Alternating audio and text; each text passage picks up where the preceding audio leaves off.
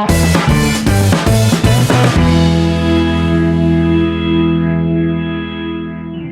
and welcome students. Today we are going to learn subject science for class 8 chapter number 7. So students, इस chapter का जो हम लोग first part हम लोग पढ़ चुके हैं, ठीक है। इस चैप्टर का फर्स्ट पार्ट हम लोग पढ़ चुके हैं, ठीक है, जिसमें कि हमने क्या पढ़े थे, बायोडाइवर्सिटी। फिर उसके बाद जो है हमारा क्या पढ़े थे हम लोग, बायोडाइवर्सिटी से रिलेटेड, उससे बेनिफिट्स ऑफ बायोडाइवर्सिटी पढ़े थे। उसके बाद हम लोग डिफॉरेस्टेशन, कॉन्सिक्वेंस ऑफ डिफॉरेस्टेशन, इन सब टॉपिक्स को हम लोग पढ़ चुके थे। और इसके सेकेंड पार्ट आज मैं लेकर के आया हूँ इस चैप्टर का, क्योंकि मैंने बता चुका हूँ कि ये जो चैप्टर है ये 2 पार्ट्स में कंप्लीट होगी। फर्स्ट पार्ट हम लोग कंप्लीट कर चुके हैं, सेकंड पार्ट में हम लोग पढ़ेंगे जो बचे हुए रिमेनिंग टॉपिक्स हैं इस चैप्टर के, उसको हम लोग पढ़ेंगे। तो इन दिस चैप्टर देखिए हमारा यहाँ पर नेक्स्ट टॉपिक क्या है, wildlife in danger. In recent year many wildlife species, the population of many wildlife species is decreasing. हाल ही में क्या है कि population of wildlife species, जो वाइल्ड लाइफ के स्पीसीज हैं उनके पॉपुलेशन में डिक्रीजिंग यानी कि नंबर्स में कमी देखने को मिली है, ठीक है, due to change in environment. Change in environment की वजह से, जो कि किसके थ्रू मिला है, ह्यूमन एक्टिविटीज के थ्रू हुआ है। चेंज इन इन्वायरमेंट जो ह्यूमन एक्टिविटीज के थ्रू ये हुआ है, जिसके वजह से क्या है कि population of wildlife species में डिक्रीजिंग देखने को मिला है, ठीक है स्टूडेंट्स। जैसे कि ह्यूमन एक्टिविटी, बहुत सारे एक्टिविटीज ह्यूमन करते हैं, जैसे डिफॉरेस्टेशन एक ह्यूमन एक्टिविटीज है। प्लांट्स लगाने के लिए, बिल्डिंग्स बनाने के लिए, बहुत बड़े बड़े शॉपिंग कॉम्प्लेक्स बनाने के लिए क्या करते हैं लोग, या फिर फार्मिंग खेती करने के लिए डिफॉरेस्टेशन कर देते हैं, ग्रास लैंड को कट कर देते हैं, खत्म कर देते हैं। जिससे क्या होता है कि जो भी वहां पर वाइल्ड लाइफ एनिमल्स का शेल्टर था वो वहां पर से बर्बाद हो गया। कितने ऐसे स्पीसीज हैं जो कि डेड हो गए, है ना, तो उनसे क्या हुआ, उनका घर छिन जाता है, उनका शेल्टर, उनका फूड छिन जाता है, जिससे वो डेड हो जाते हैं। यानी कि नेचर जो फूड चेन है उसको डिस्टर्ब कर देता है ह्यूमन एक्टिविटीज। एयर पॉल्यूटेट कर देता है, वाटर के रिवर्स को पॉल्यूशन हो जाता है, फैक्ट्रियों से निकलने वाले जो कचरे हैं वाटर में गिर जाते हैं, अगर रिवर में तो वाटर पॉल्यूशन हो जाता है, जिससे कि स्पेसीज पर इफेक्ट पड़ता है, ठीक है ना। और ये स्पेसीज जो है वो डेंजर में चले जाते हैं। या तो कुछ ऐसे स्पीसीज हैं जो कि जिनका अगर प्रोटेक्शन ना किया जाए तो वो एक्सटिंक्ट हो जाते हैं, है ना, क्या हो जाते हैं, वो एक्सटिंक्ट हो जाते हैं, यानी कि विलुप्त हो जाते हैं। एक्सटिंक्ट का मीन्स होता है विलुप्त, यानी कि वो अब यहाँ से इस अर्थ से चले जा चुके हैं, उनका एक भी यहाँ पर स्पीसीज बाकी नहीं है, उस प्रजाति उसका कोई भी स्पीसीज बाकी नहीं है, वो एकदम वहां से विलुप्त एक्सटिंक्ट हो जाते हैं अगर उनका प्रोटेक्शन ना किया तो। या फिर जो कुछ ऐसे एनिमल्स हैं जो कि डेंजर्स में आ जाते हैं, या कुछ एनिमल्स डेंजर्स में आ जाते हैं, तो उनके बारे में हम लोग देखेंगे कि ह्यूमन एक्टिविटीज की वजह से क्या होता है कि किस तरीके से एनिमल्स जो है वो डेंजर्स में चले जाते हैं। Endangered and extinct animals. Endangered करने का मतलब यही है कि जो वैसे एनिमल्स जो ह्यूमन एक्टिविटीज या चेंज इन एनवायरनमेंट की वजह से क्या होता है, जैसे कि वाटर पोल्यूशन हो गया, तो वाटर एनिमल्स उनमें क्या होता है कि उनको हार्म पहुंचता है, उनके स्पीसीज में डेंजर्स में आ जाते हैं। या फिर एयर पोल्यूशन की वजह से जितने भी बर्ड्स हैं या फिर एयर में रहने वाले जितने भी आपको स्पीसीज हैं उनको डेंजर चले जाते हैं, है ना, वो इंडेंजर में चले जाते हैं। उसके बाद जैसे कि ग्रास लैंड जो रहने वाले हैं, ग्रास लैंड कट करके फार्मिंग के लिए लोग खेती के लिए उसको यूज कर लेते हैं, तो क्या होता है कि ग्रास लैंड में जितने भी इंसेक्ट हैं या जितने भी एनिमल्स ग्रास लैंड पे डिपेंड थे वो सब वहां से वो डेंजर्स पे चले जाते हैं, क्योंकि उनको फूड नहीं मिल पाएगा। या फिर वाइल्ड लाइफ में जो भी अगर डिफॉरेस्टेशन, फॉरेस्ट को कट कर दिया जाए, क्या होगा, फॉरेस्ट में रहने वाले जितने भी वाइल्ड एनिमल्स हैं वो कहाँ जाएंगे, वो सब या तो डेंजर पे चले जाएंगे या फिर वो धीरे धीरे वो डेड होने लगेंगे और एक्सटिंक्ट हो जाएंगे, ठीक है। तो देखिए जैसे कि एग्जांपल्स के लिए पिंक ह्यूड डक, है ना, पिंक ह्यूड डक जो है, या फिर आपको Sikkim Stag become extinct in the recent past. अभी हाल ही में जो है रिसेंट पास्ट में क्या हुआ है कि Sikkim Stag and pink ह्यूड duck जो है ये एक्सटिंक्ट हो चुका है, हमारी अर्थ से एक्सटिंक्ट हो चुका है। अब वो कभी देखने को नहीं मिलेंगे क्योंकि उनकी प्रोटेक्शन नहीं हो पाई, इसलिए वो एक्सटिंक्ट हो गए हैं। तो ये एक्सटिंक्ट क्यों हुए, क्योंकि इन्वायरमेंटल चेंज हुआ है ह्यूमन एक्टिविटीज की वजह से। हम लोगों की वजह से ही जो ह्यूमन एक्टिविटीज हम लोग करते हैं अपने बेनिफिट्स के लिए, उससे क्या होता है डिफोरेस्टेशन कर देते हैं, वाटर को पोल्यूशन करते हैं, लैंड को पोल्यूशन करते हैं, एयर को पोल्यूशन करते हैं, तो अपने बेनिफिट्स के लिए हम लोग पोल्यूटेड कर देते हैं, इन्वायरमेंट को चेंज कर देते हैं। सडनली चेंजिंग आ जाता है इन्वायरमेंट में, जो कि वो बर्दाश्त नहीं कर पाते हैं, वो उस चेंज को एक्सेप्ट नहीं कर पाते हैं एनिमल्स, जिससे कि वो डेड होने लगते हैं। अगर उनका प्रोटेक्शन नहीं किया जाता है समय से, तो वो क्या होते हैं, वो एक समय से पहले डेंजर में आएंगे, डेंजर में आते आते अगर उनका प्रोटेक्शन नहीं होगा तो वो एक ऐसा समय आएगा जब वो एक्सटिंक्ट हो जाएंगे, इस अर्थ से एक्सटिंक्ट हो जाएंगे, यानी कि विलुप्त हो जाएंगे, यहाँ से एकदमली कंप्लीटली वो डिस्ट्रॉय हो जाएंगे, खत्म हो जाएंगे। अब इंडेंजर्ड के बारे में देखते हैं। The bison, weaver, pronghorn antelope, tiger, Asiatic lion and leopard are some of the endangered species. देखिए ये अभी हमारे अर्थ पर इंडेंजर्ड स्पीसीज के कैटेगरी में आ रहे हैं। ये सब आप सुने होंगे, save the tiger, save the lion, ये सब कैंपेनिंग चलता है। क्यों चलता है? क्योंकि वो इंडेंजर्ड में आ चुके हैं। उनकी क्या हो रही है, ह्यूमन एक्टिविटीज की वजह से।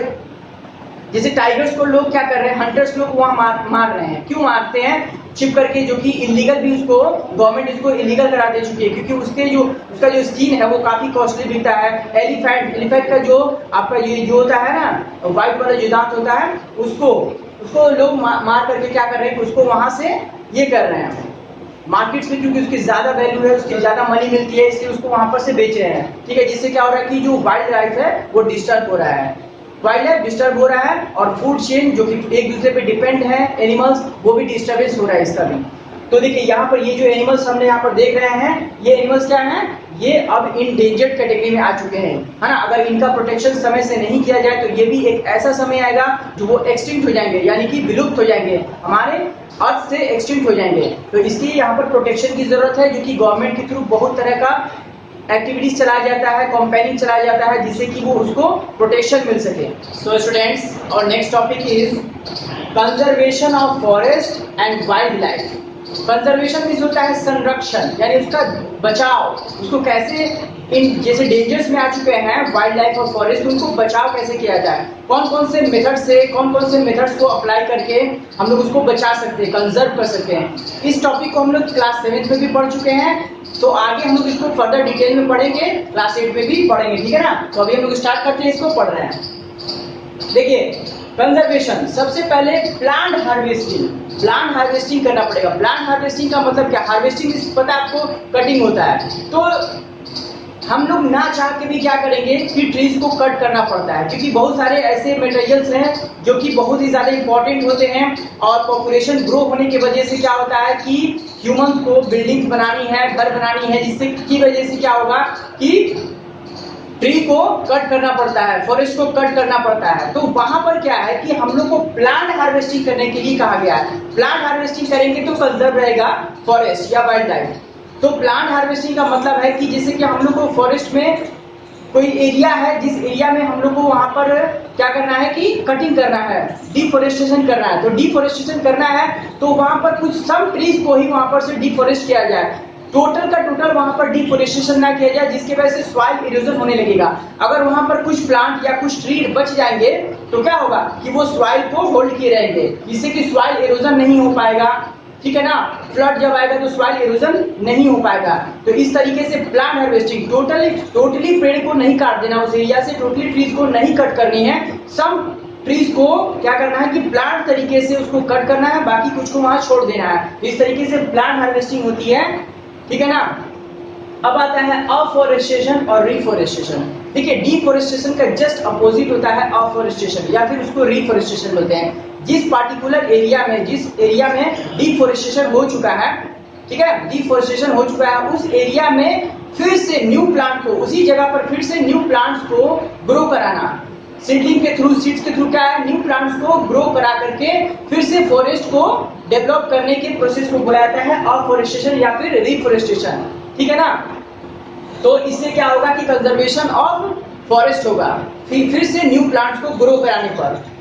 अब आता है प्रोटेक्शन फ्रॉम फॉरेस्ट फायर। कभी कभी क्या होता है कि फॉरेस्ट फायर, एनवायरमेंटल चेंजिंग की वजह से क्या होता है कि फॉरेस्ट फायर लग जाता है। आपको सुने होंगे कि अभी कुछ ही साल पहले क्या था कि ऑस्ट्रेलिया में जो है बहुत ज्यादा आग लगी थी, है ना। ऑस्ट्रेलिया में बहुत ज्यादा वाइल्ड लाइफ, कितने लाखों करोड़ों क्या है कि वहां पर मिलियंस ऑफ मिलियंस ट्रीज जल चुके थे, फॉरेस्ट पूरा बर्बाद हो गया, वाइल्ड लाइफ खत्म हो गया। तो इस तरीके से फॉरेस्ट फायर होने से क्या होता है कि बहुत ज्यादा डैमेज हो जाता है, पूरा फॉरेस्ट और वाइल्ड लाइफ दोनों पे इफेक्ट पड़ता है। तो उससे बचना चाहिए ना, forest fire, protection from forest fire, forest fire से बचाने के लिए कई तरीके से इसको क्या करना चाहिए, गवर्नमेंट को या ह्यूमन एक्टिविटीज को वहां पर ये होना चाहिए, है ना, एक्टिव होना चाहिए कि फॉरेस्ट फायर से उसको बचाया जा सके। उसके बाद आता है protection from insect and paste. देखिए इंसेक्ट जो होते हैं या पेस्ट जो है ना, वो क्या करते हैं कि ट्रीज को या फिर जो फॉरेस्ट में जो छोटे छोटे प्लांट्स होते हैं ट्रीज को, उनको हार्म पहुंचाते हैं। प्लांट्स के पार्ट जैसे कि रूट, स्टेम या फिर लीफ, उनको क्या करते हैं, वो हार्म पहुंचाते हैं। जो अनवांटेड पेस्ट होते हैं या फिर आपको इंसेक्ट्स होते हैं, वो क्या करते हैं कि ट्रीज को बर्बाद कर देते हैं, है ना, डैमेज कर देते हैं, जिससे कि वो टूट करके गिर जाता है ना, वो डैमेज होता है, बर्बाद होता है। तो उससे क्या होता है, उससे प्रोटेक्शन की जरूरत है इंसेक्ट से और पेस्ट से, यानी कि पेस्टिसाइड्स और इंसेक्टिसाइड्स का वहां छिड़काव करना जरूरी है उस एरिया में, जिससे कि क्या होता है कि प्रोटेक्शन मिलता है, इंसेक्ट से और पेस्ट से प्रोटेक्शन मिलता है और कंजर्वेशन ऑफ फॉरेस्ट होगा इससे। फिर हमारा नेक्स्ट मेथड क्या है, प्रोटेक्शन फ्रॉम ओवर ग्रेजिंग।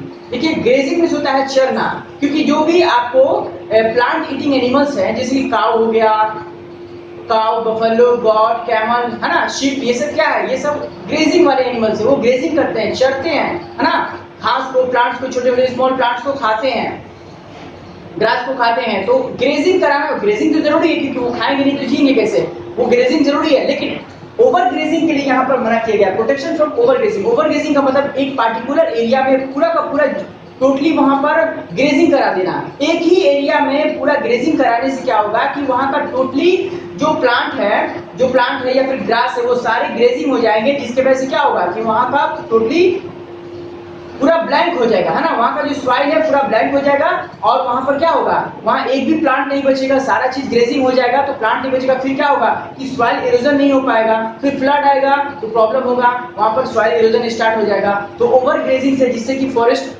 जो है वहां पर डैमेज हो जाएगा, कंजर्वेशन में प्रॉब्लम हो जाएगी। इसीलिए कंजर्वेशन ऑफ फॉरेस्ट के लिए प्रोटेक्शन फ्रॉम ओवर ग्रेजिंग नहीं कराना है। जैसे कि इस कुछ एरिया में, पार्टिकुलर एरिया में ओवर ग्रेजिंग कराए, फिर दूसरे एरिया में जाके ग्रेजिंग कराए, इस तरीके से चेंजिंग करके प्लेस को चेंज कर करके ग्रेजिंग कराएं, तो वहां पर प्रोटेक्शन हो सकती है, कंजर्वेशन ऑफ फॉरेस्ट हो सकता है। ठीक है, अब देखते हैं हम लोग conservation of wild life. Wild life को कैसे कंजर्व किया जाए। वाइल्ड लाइफ को कंजर्व करने के दो तरीके हैं, ठीक है। हैबिटेट प्रिजर्वेशन, जो हैबिटेट्स, जो इंडेंजर्ड एनिमल्स है, जो कि एनिमल्स अब बहुत डेंजर्स में आ चुके हैं, जिनकी पॉपुलेशन बहुत कम हो गई है, उनके हैबिटेट्स को ग्रो कराना, उनको बढ़ाना, है ना, उनको प्रोटेक्शन दे करके उनके पॉपुलेशन को ग्रो करा सकते हैं हम लोग, है ना, हैबिटेट को प्रिजर्व कर सकते हैं, उसको बढ़ा सकते हैं, उसको प्रोटेक्शन दे सकते हैं, जिससे क्या उनका पॉपुलेशन ग्रो करेगा, तो वाइल्ड लाइफ में प्रोटेक्शन मिलेगा, उनका कंजर्वेशन होगा। उसके बाद आता है हंटिंग रेगुलेशन। तो हंटिंग, देखिए बहुत सारे ऐसे क्या होता है, हंटर्स जो होते हैं वो क्या करते हैं कि एनिमल्स को जो बॉडी पार्ट्स होते हैं जो कि बहुत ही कॉस्टली बिकते हैं मार्केट में, उनसे बहुत सारी चीजें बनाई जाती हैं, तो उसको इलीगल तरीके से क्या करते हैं वो लोग, हंटर्स लोग क्या करते हैं, उसको हंटिंग करते हैं। जैसे कि टाइगर का जो है स्किन है या फिर उसके बोन से बहुत ही कीमती चीज बनाई जाती है, उसको क्या करते हैं हंटर्स लोग, क्या करते हैं कि उसको टाइगर्स को लालच के लिए लालच में आकर के उसको टाइगर्स को किल कर देते हैं, जिससे उसका स्किन निकाल सके और बोन निकाल सके। तो उससे क्या होता है कि वाइल्ड लाइफ डेंजर में आ जाती है, ठीक है ना। तो हंटिंग रेगुलेशन करना पड़ेगा, गवर्नमेंट को चाहिए, गवर्नमेंट को क्या करता है कि गवर्नमेंट को चाहिए कि इस तरह का कुछ रेगुलेशन बनाए, रूल्स बनाए, जिससे कि उन पर जो आपको इंडेंजर्ड एनिमल है उनसे उन पर हंटिंग ना किया जाए, ठीक है, उनका हंटिंग ना किया जाए, उन पर बैन लगाना चाहिए गवर्नमेंट को। और बहुत सारे गवर्नमेंट कर भी चुकी है, इस तरह से बैन लगा भी चुकी है। जैसे इंडिया में देखिए, इंडिया में टाइगर को मारना क्या है, बैन हो चुका है। क्यों? क्योंकि वो इंडेंजर्ड एनिमल है। हमने पहले टॉपिक में पढ़ा था कि टाइगर क्या है, इंडेंजर्ड है, लियोपार्ड, ये सब इंडेंजर्ड एनिमल्स है। तो इंडेंजर्ड एनिमल्स को क्या है कि हंटिंग से बचाना पड़ेगा, हंटिंग से बचाना पड़ेगा, जिससे कि गवर्नमेंट को तरह तरह के डिफरेंट टाइप के रेगुलेशंस बनाने पड़ेंगे, रूल रेगुलेशन बनाने पड़ेंगे, और उसके लिए सजा भी मुकर्रर करनी पड़ेगी, ठीक है, कुछ फाइन्स भी लगाने पड़ेंगे। तभी क्या होता है कि रूल रेगुलेशन बनाने से कंजर्वेशन ऑफ वाइल्ड लाइफ आपको हो सकता है। सो स्टूडेंट्स, तो यहाँ पर हम लोग ये चीज टॉपिक में सीख लिए कि कंजर्वेशन ऑफ फॉरेस्ट कैसे कर सकते हैं हम लोग, और कंजर्वेशन ऑफ वाइल्ड लाइफ को कैसे किया जा सकता है। सो स्टूडेंट्स, और next topic is creating protected area, creating protected area. यानी protected area, wildlife animals के लिए प्रोटेक्टेड एरिया जो है वो क्रिएट करना। ठीक है, कैसे क्रिएट होता है देखिए, biosphere, biosphere reserves, national park and wild life sanctuaries को क्रिएट करके क्या किया जाता है, प्रोटेक्टेड एरिया जो होता है वो बनाया जाता है एनिमल्स के लिए और प्लांट्स के लिए। ठीक है, बायोस्फीयर रिजर्व बनाया जाता है, नेशनल पार्क बनाया जाता है और वाइल्ड लाइफ सेंचुरी बनाए जाते हैं। ठीक है, ये पूरे वर्ल्ड में बनाया जाता है, हर कंट्रीज में बनाया जाती है इस तरीके से प्रोटेक्शन के लिए। तो हम लोग देखते हैं पहले बायोस्फीयर रिजर्व क्या होता है। ठीक है, बायोस्फीयर रिजर्व एक ऐसा पार्टिकुलर ऐसा लार्ज एरिया होता है जिसमें कि एनिमल्स को रखा जाता है और उनको बायोडाइवर्सिटी के फॉर्म में रखा जाता है। यानी कि ऐसा नहीं कि सिर्फ एक दो एनिमल्स को रखा जाएगा, जैसे ट्रेडिशनल तरीके से फॉरेस्ट में एनिमल रहते हैं वैसे मेथड से उनको वैसा इन्वायरमेंट बना के दिया जाता है ताकि वो फील कर सके कि हम फॉरेस्ट में हैं, अपने फ्रीडम तरीके से वो लोग रहते हैं, अपना फूड चेन का फॉर्मेशन करते हैं, फूड चेन एक दूसरे को अपना खाते पीते भी हैं।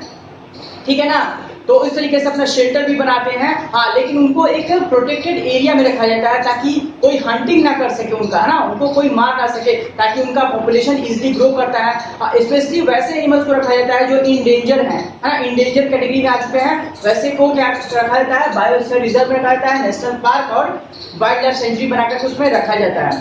देखिए, in India there are 18 biosphere reserves in India. India में कितने हैं, 18 बायोस्फीयर रिजर्व बनाए गए हैं और बायोस्फीयर रिजर्व बहुत बड़े बड़े होते हैं। ठीक है ना, कई कई किलोमीटर्स में होते हैं। एग्जांपल्स के देख सकते हैं हम लोग, सम एग्जांपल्स यहाँ पर दिया हुआ है, नंदा देवी बायोस्फीयर रिजर्व, उसके बाद the Pachmarhi biosphere reserve and the Sundarban biosphere reserve. ये सब क्या है कि इंडिया में कुछ एग्जांपल्स हमने दिया हुआ है, टोटल 18 है बायोस्फीयर रिजर्व। इनके अंदर क्या है कि बायोडाइवर्सिटी डेवलप की गई है एनिमल्स की, ठीक है, प्लांट्स की, एनिमल्स की, और वो एक दूसरे के साथ इजीली आराम से इजीली क्या कंफर्टेबली वो रहते हैं वहां पर। अब आते हैं national park and wild life sanctuary. देखिए, नेशनल पार्क और वाइल्ड लाइफ सेंचुरी जो है वो बायोस्फीयर रिजर्व से थोड़ा स्मॉल होता है। ठीक है, एक बायोस्फीयर रिजर्व के अंदर एक दो या उससे ज्यादा भी नेशनल पार्क या वाइल्ड लाइफ सेंचुरी को बनाया जाता है। फॉर एग्जांपल के लिए देख सकते हैं आप लोग, the Pachmarhi biosphere reserve in Madhya Pradesh. Madhya Pradesh में जो पंचमढ़ी बायोस्फीयर रिजर्व है, देखिए एग्जांपल हम लोग ऊपर देख चुके हैं, इसके अंदर एक नेशनल पार्क और दो वाइल्ड लाइफ सेंचुरीज है। ठीक है, इसके अंदर एक नेशनल पार्क भी बनाया गया है, इसका नाम क्या है, सतपुड़ा नेशनल पार्क। देखिए यहाँ पर, the Pachmarhi biosphere reserve in Madhya Pradesh contain one national park is called Satpura national park and two wild life sanctuary, Bori and Pachmarhi. Bori और पंचमढ़ी नाम के दो वाइल्ड लाइफ सेंचुरी भी क्रिएट किए गए हैं, बनाए गए हैं किसके में, बायोस्फीयर रिजर्व में। कौन से, पंचमढ़ी बायोस्फीयर रिजर्व जो है वो काफी बड़ा एरिया है। ठीक है, उसके अंदर एक नेशनल पार्क और दो वाइल्ड लाइफ सेंचुरी भी बनाए गए हैं। यानी इससे ये पता चलता है कि बायोस्फीयर रिजर्व जो वो काफी बड़ा होता है। ठीक है, उसके अंदर वाइल्ड लाइफ सेंचुरी भी बनाए जा सकते हैं और नेशनल पार्क भी बनाए जा सकते हैं। ठीक है, तो नेशनल पार्क और ये आपको ये क्या बोलते हैं, वाइल्ड लाइफ सेंचुरी भी प्रोटेक्शन देने के लिए ही बनाए जाते हैं एनिमल्स को और प्लांट्स को, जो कि इंडेंजर कैटेगरी में आ चुके हैं। अब आगे देखते हैं हम लोग कि इसके अलावा भी जो है सेपरेट तरीके से नेशनल पार्क और बायोस्फीयर रिजर्व, नेशनल पार्क और वाइल्ड लाइफ सेंचुरी को बनाया गया है। बायोस्फीयर रिजर्व के अलावा भी जो है अलग से नेशनल पार्क क्रिएट किए गए हैं और वाइल्ड लाइफ सेंचुरी को क्रिएट किए गए हैं इंडिया में। देखते हैं some of the national park in India. देखिए यहाँ Bandipur national park, Bandipur national park है, Gir national park, Kaziranga national park जो कि असम में है। तो वहां पर किसके लिए, वहां पर गेंडा के लिए है ना, इसको प्रोटेक्शन देने के लिए किया गया है, तो काजीरंगा को। तो ये सब जो है आपके नेशनल पार्क है, जो कि पार्टिकुलर ऐसा एरिया बनाया जाता है जिसमें कि जो आपको वाइल्ड लाइफ एनिमल है जो कि इंडेंजर कैटेगरी में आ गए हैं, तो उनको ट्रेडिशनल तरीके से इन्वायरमेंट दिया जाता है ताकि वो वहां पर अपना पॉपुलेशन को ग्रो कर सके, इजीली वहां उनको फूड मिल सके, शेल्टर मिल सके, उनका ख्याल रखा जाता है और स्पेशली हंटिंग से बचाया जा सके वहां पर। ठीक है, तो ये था हमारा यहाँ पर बायोस्फीयर रिजर्व और क्या है, biosphere reserve, national park and wild life sanctuary. So students, और next topic is project tiger. देखिए, इंडियन गवर्नमेंट प्रोजेक्ट टाइगर चलाया है। ठीक है, किस लिए, प्रोटेक्शन के लिए, क्योंकि टाइगर क्या है, एक आपको इंडेंजर्ड एनिमल्स है। ठीक है, टाइगर को इंडेंजर्ड कैटेगरी में रखा गया क्योंकि वो अब डेंजर कैटेगरी में आ चुका है हंटिंग की वजह से। अब देखते हैं, Indian government launched project tiger in 1973 to protect the tiger. Indian government ने क्या किया कि 1973 में प्रोजेक्ट टाइगर लॉन्च किया। ठीक है, एक प्रोजेक्ट लॉन्च किया जिसका नाम था प्रोजेक्ट टाइगर। और इसका क्या मोटिव था? इसका मोटिव था कि प्रोटेक्शन ऑफ टाइगर है, टाइगर को प्रोटेक्ट करना और उसके पॉपुलेशन को बढ़ाना। ठीक है ना। तो इस तरीके से क्या हुआ कि उन्होंने शुरुआत किया था इसका, और शुरुआत 1973 में, और अब जाकर के नाउ ए डेज में टाइगर्स की जो पॉपुलेशन है अब थोड़ा सा वो इंक्रीज की है। ठीक है, तो अभी भी इसको उसी लिस्ट में रखा गया, इंडिजिन कैटेगरी में रखा गया, क्योंकि उसके अभी भी डेवलपमेंट जरूरी है, उसके पॉपुलेशन में जरूरी है उसको ग्रोइंग करना। तो ये था प्रोजेक्ट टाइगर, इंडियन गवर्नमेंट चलाई थी, है ना, अभी भी चलता है ये। इसके तहत क्या होता है कि टाइगर को प्रोटेक्शन मिलता है और बैन लग चुका है, टाइगर को मारने वाले को कड़ी से कड़ी सजा मिलती है इंडिया में। अब नेक्स्ट हमारा फॉरेस्ट एंड पेपर। देखिए फॉरेस्ट एंड पेपर का रिलेशनशिप तो है ही, क्योंकि पेपर किससे मेड होता है? पेपर किससे बनता है? प्लांट से। तो जाहिर सी बात है कि प्लांट से जितना ज्यादा पेपर हम लोग यूज करेंगे उतना प्लांट की कटिंग होगी, है ना। इसीलिए हम लोग को चाहिए कि पेपर का कम यूज करें या फिर रीयूज करें, उस पेपर को रिसाइकलिंग कराएं। रिसाइकलिंग करने के बाद क्या होता है, फैक्ट्रीज में रिसाइकलिंग करें, और करने के बाद उसका फिर से हम लोग रीयूज कर सके, जिससे कि क्या होगा कि कटिंग ऑफ जो ट्री है वो कम हो जाए, numbers of cutting of tree है जो पेपर बनाने के यूज होता है वो कम हो जाए, और कंजर्वेशन ऑफ फॉरेस्ट हो सके। अब आते हैं एंडेमिक स्पीसीज। देखिए एंडेमिक स्पीसीज क्या होता है? टॉपिक हमारा है एंडेमिक स्पीसीज। एंडेमिक का मतलब होता है, एंडेमिक मतलब ऐसा एरिया, ऐसा स्पीसीज जो किसी खास पार्टिकुलर एरिया में ही पाया जाता है। ठीक है ना। तो जैसे कि फ्लाइंग स्क्वायर पंचमढ़ी में पाया जाता है ना। तो इस तरीके से बहुत सारे ऐसे एनिमल्स हैं, जैसे कि ये आपको एशियाटिक लॉयन। एशियाटिक लॉयन जो है वो सिर्फ गिर, गुजरात के गिर फॉरेस्ट में ही पाया जाता है। तो ये सब ऐसे ऐसे स्पेसीज होते हैं जो कि एक पार्टिकुलर स्टेट में पाए जाते हैं या फिर एक पार्टिकुलर कंट्री में पाए जाते हैं। ठीक है ना। तो इस तरीके से ये कुछ एनिमल्स होते हैं जो कि उनको बोला जाता है एंडेमिक स्पेसीज। जैसे कीवी है, ठीक है, कीवी जो है वो न्यूजीलैंड में पाया जाता है और कहीं अदर नहीं पाया जाता है ना। एमू है वो क्या है, वो जापान में पाया जाता है। तो इस तरीके से जो है आपको कि कुछ क्या है एंडेमिक स्पेसीज होते हैं जो कि पार्टिकुलर कंट्री या फिर पार्टिकुलर स्टेट या पार्टिकुलर रीजन में ही पाए जाते हैं, उनको एंडेमिक स्पेसीज बोलते हैं। अब हमारा क्या है last topic in this chapter है red data book. Red data book का मतलब क्या है? देखिए एक ऐसा डाटा, एक ऐसा बुक बनाया गया है जिसमें कि एक्सटिंक्शन झेल रहे हैं, जो कि ऐसे एनिमल जो कि इंडेंजर्ड कैटेगरी में है या फिर एक्सटिंक्शन के करीब आ चुके हैं, उनको यानी विलुप्त होने के करीब आ चुके हैं, उनको इस लिस्ट में रखा जाता है, इस बुक में मेंटेन किया जाता है। और इसको एक ऑर्गेनाइजेशन चलाती है, एक ऑर्गेनाइजेशन, इंटरनेशनल ऑर्गेनाइजेशन जिसका नाम है IUCN। ठीक है, IUCN इसका ऑर्गेनाइजेशन का नाम है, जो कि इंटरनेशनल ऑर्गेनाइजेशन है, यही मेंटेन करता है। ये क्या करता है? यही मेंटेन करता है इस लिस्ट को, इस बुक को मेंटेन करता है। और इसके तहत क्या है, अकॉर्डिंग टू द IUCN 2004 में एक सर्वे किया गया था तो IUCN के द्वारा, तो इसके द्वारा टोटल वर्ल्ड में 15,589 स्पीसीज जो है वो अभी एक्सटिंक्शन फेस कर रहे हैं। ठीक है ना, जो कि विलुप्त के करीब आ चुके हैं। उनमें कुछ बर्ड्स भी हैं, कुछ वाइल्ड एनिमल्स भी हैं, कुछ मैमल्स हैं, कुछ अंडर वाटर स्पीसीज हैं। तो वैसे कुछ एनिमल्स हैं, टर्टल्स हैं, उनमें क्या है कि वो एक्सटिंक्शन फेस कर रहे हैं। तो इस लिस्ट में रखने का मतलब है कि उनको इंपॉर्टेंस देना, है ना। उनको एक लिस्ट में रखा गया है जिसका नाम है रेड डाटा लिस्ट या रेड डाटा बुक भी बोल सकते हैं। तो उसमें उनको रख करके और उनके डेवलपमेंट पे अब काम किया जाता है, उन पर प्रोजेक्ट बनाया जाता है।